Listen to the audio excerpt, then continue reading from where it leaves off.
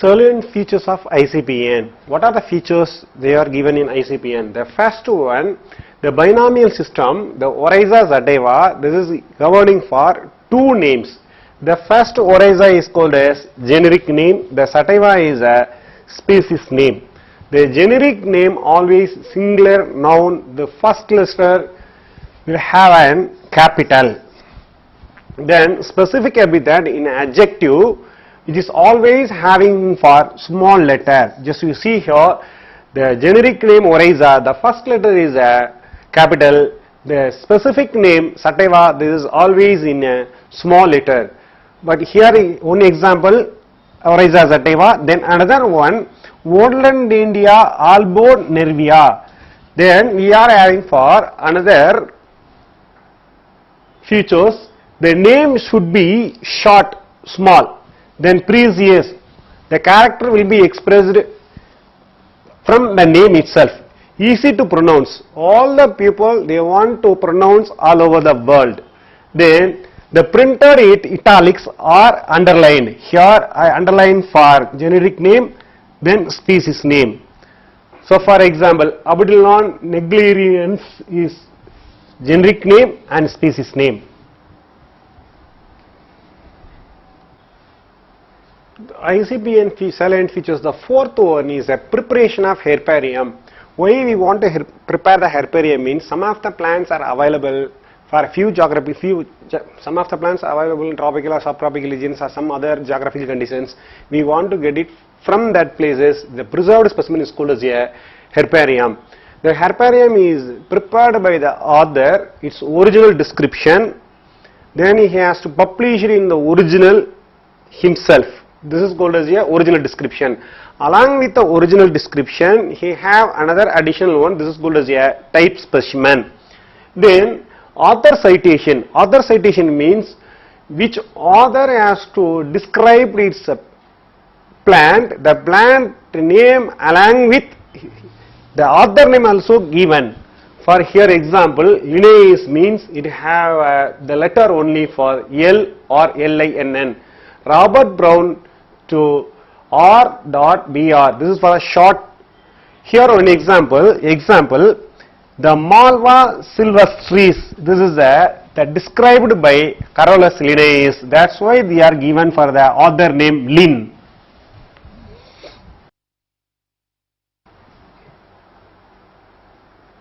The salient features of ICPN, sixth one is the description of the plant and Latin translation. Then the plant name is taken from the source of error. This is called as a ambiguous name. The ambiguous name, this is called as a nomen ambiguum. It will be ignored or it will not be completely ignored. Then generic epithet and specific epithet are the same names like sassafras, this is called as a tautonym. This both the common, the ambiguum, there is a nomen ambiguum and the tautonym, both of them they are asking for the 3 marks questions. Then the sassafras is there. The both generic epithet and specific epithet are the same. It is not completely accepted from the nomenclature. So both of them are source of error. Okay.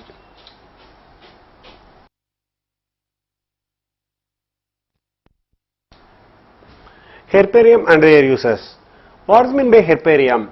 The collection of pressed dried plant specimens which is mounted in the seeds. The seeds will be standard in size. It will be explained in later. Then the preserved specimen, they are arranged in well-known classification. Even you know natural system of classification or phylogenetic system of classification, any classification we may follow that. For example, in Tamil Nadu, we are having for one herbarium station, Herbarium of Botanical Survey of India in Coimbatore. Then, how to prepare the herbarium? Here, the plant are collected from the source or even you know anywhere of the places. Then we have to preserve in the paper. So collected specimen,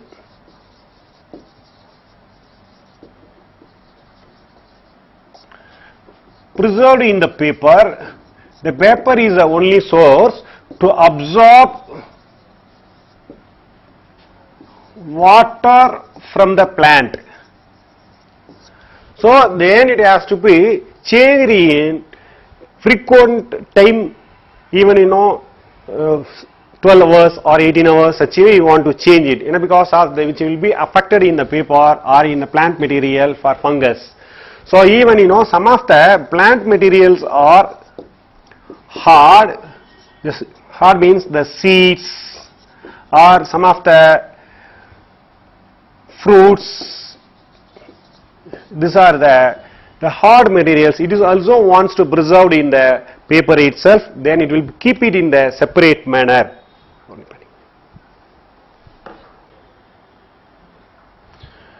The preserved plants are mounted in the separate sheet. The sheet will be standard in size, 41 centimeter and 29 centimeter in the size. Then it is fixed in the plant in the sheet. Then we want to spray for fungicides and pesticides for long preservations.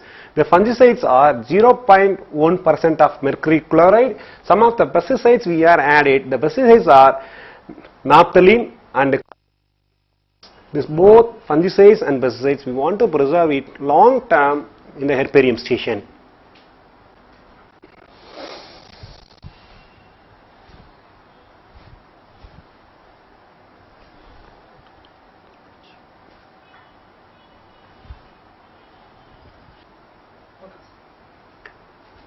Some of the important national and international herbariums are mentioned in our textbook. The first one, the Herbarium of Royal Botanical Garden, Kew, London. This is more than 60 lakhs. This garden is established by the natural system of classification proposed by Bentham and Hooker. Those two botanists only established this herbarium. Then we are having for another station in India, Herbarium of Indian Botanical Garden, Kolkata, India. We are having for more than 10 lakhs. Then the third one, the Botanical Survey of India in Coimbatore, which is for more than 1,90,000. The fourth one, the Presidency College of Herbarium, Chennai, Tamil Nadu, we are having for more than 10,000.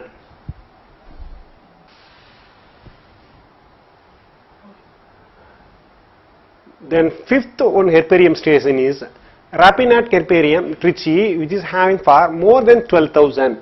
Then what are the importance of the herbarium? The herbarium importance is the most important one. We learn and the knowledge of region, locality, then the geographical condition. The second one is we get an informations of particular plant from the herbarium. Then third one is we know the correct identification of the plant and the structure of the plant. The fourth one, we learn all these things about the taxonomical and anatomical studies. The fifth one is a study from the reproductive structures like the pollen grains in the taxonomy. The pollen grains will stable, will not be decayed by any other materials or any other insects and pests more than 200 years. So we are learn about the paleontological studies in the herbarium. The sixth one is we want to learn about the biosystematics from the herbarium itself. These are the cytology, structure of DNA, numerical taxonomy and chemotaxonomy. So all the things we are learned out from the herbarium. Bentham and Hooker's of classification. The classification is proposed by the English botanist George Bentham and Dalton Hooker. Already seen about the Bentham and Hooker classification in the natural system. What is why they are called as a natural system means every plant growth and geographical condition, environmental condition, everything they are observed from the growth place itself. Then we are having for the system of Bentham and Hooker's system of classification followed by several countries, especially in the few Commonwealth countries including India. Here the English botanist George Bentham, he is 1800 to 1884, but Dalton Hooker 1817 to 1911. The both of them are published in his book. This is called as a Genera Plantarum. This is frequently asked question, which contains 3 volumes, 97,205 species, 202 orders. Nowadays, the present order is called as cohorts. Then present family is called as orders. Then the mathematical system classification having for 3 main classes.